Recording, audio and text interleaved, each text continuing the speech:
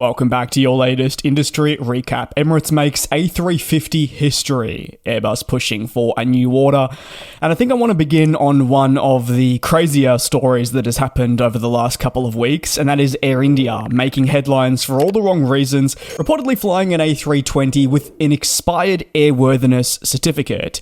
India's Directorate General of Civil Aviation, essentially their governing regulator, confirmed that an Airbus A320 flew a total of 8 times over 2 days from November 24 to 25. While that is not necessarily abnormal, during these 8 flights, the aircraft was not airworthy. This is absolutely critical for an aircraft to get into the skies. So for it not to have its airworthy certificate renewed, it's not great. Driven by reporting from the Economic Times, it was revealed that investigations are now ongoing into the matter and how this even happened, which, remember, has a capacity for 164 passengers, could have just dealt with so much negligence to see the continuation of routine flights. With investigations pending, the DGCA confirmed it was not afraid to impose a significant financial penalty on the airline and its leading officials for allowing such negligence on the single-aisle model, given that this is a serious offence.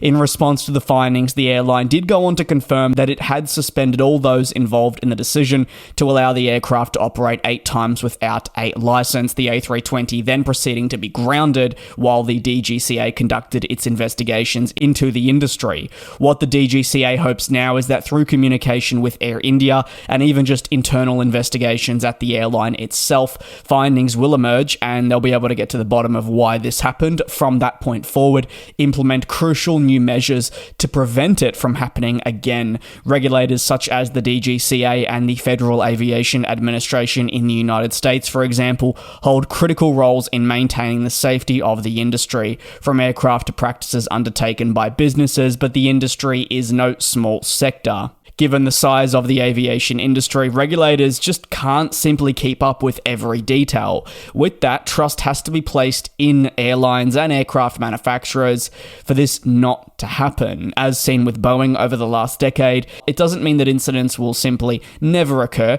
but you're more hoping they happen on a rare occasion. In this case, however, there remain concerns about why it took so long for the problem at hand to be recognized. As the thing is, certification renewals must be prepared months in advance to ensure that they do not then slip past their required dates and remain in operation. This not just across the aviation industry, but the broader world. If you have some documentation that needs renewing, are you really going to wait until the day beforehand? Some people might do so just like homework, but for an aircraft and for an airline with so many resources at its disposal to allow this to happen, it's concerning. Over to the next story, where Emirates has made history with the launch of A350-900ULR operations across its network and a series debut to Australia. The moment sees it deploy its ultra-long-range model on the first flight to Adelaide Airport. For Emirates and Adelaide, this marks the debut of the newest premium economy cabins, completing the rollout across all 5 Australian gateways served by the airline's aircraft. Premium economy, you may know, has been heavily marketed by the airline across recent years. It is part of a multi-billion-dollar investment to not just upgrade existing cabins to inbound aircraft cabin, but also to give customers more choice, whether from premium economy to business, and generally update the standings. Emirates has already been flying the 350-900 right throughout this year, and it is continuing to progressively increase the number of destinations taking on the model. However, Adelaide represents a new era of usage for the aircraft. The Divisional Vice President for Australia at the Dubai-based carrier, Barry Brown, said that Adelaide not only becomes the first Australian city to welcome the 350 at the airline, but it represents the first delivery and therefore first flight of the long-range variant able to fly from Dubai to Adelaide without a single stop. Adelaide has been long targeted as the first destination that this model will head to, and it certainly will not be the last. What makes the A350-900ULR different from the base model is purely in its configuration, which was previously announced as part of efforts to try and welcome on 5 of these models this year in that specific layout. So the ULR will carry fewer fewer passengers than the Dash 900 base model.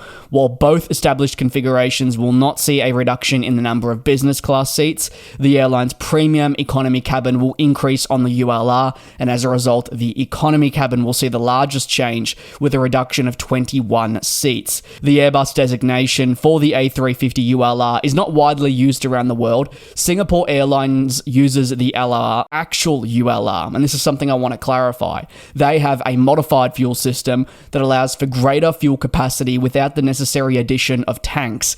Emirates does not have this. Emirates is simply designating the Dash 900 ULR model because of a capacity change that enables the aircraft to fly further. This is a model of aircraft that has not been broadly adopted, but one the business hopes to leverage to expand its offerings and bring greater efficiency to certain markets. On to the final story, where Airbus is pushing to claim a new order, hoping that logic will defy political agendas. The manufacturer's push comes as Bangladesh pursues new commercial planes, issuing RFPs to Airbus and Boeing to help secure a deal and ensure its backlog can meet growing demand for years to come. Now Airbus is putting pressure on Bangladesh to evaluate the offer it made to the national carrier, hopeful that it'll be considered and not ignored because of political considerations. That drive from Airbus follows what has been a really busy period for the American manufacturer, which has begun early framework discussions with many countries on new trade deals, and these often involve new aircraft purchases, and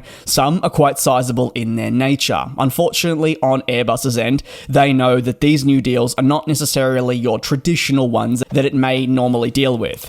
A normal order would see an RFP proposed and two manufacturers battle it out until one loses and the better terms are agreed upon at the airline. But of late, these aircraft purchases have been part of trade agreements reached with the United States in order to reduce tariffs. Therefore, Boeing becomes a beneficiary of the deal. While they often have to be finalized, it is something that Airbus is now very much speaking publicly. Speaking with the Daily Star, the executive vice president of Airbus International reaffirmed his stance that the decision on an eventual order should be down to what is actually being put forward to the said airline. It should not be based on politics. The vice president urging that the national carrier needs to consider the offer that it has been put forward and evaluate all commercial, technical, and capacity building value that it does entail, only then making a formal decision. Very keen to hear your take down below in the comments. Thanks for watching. Take care, do be safe, and I'll see you tomorrow.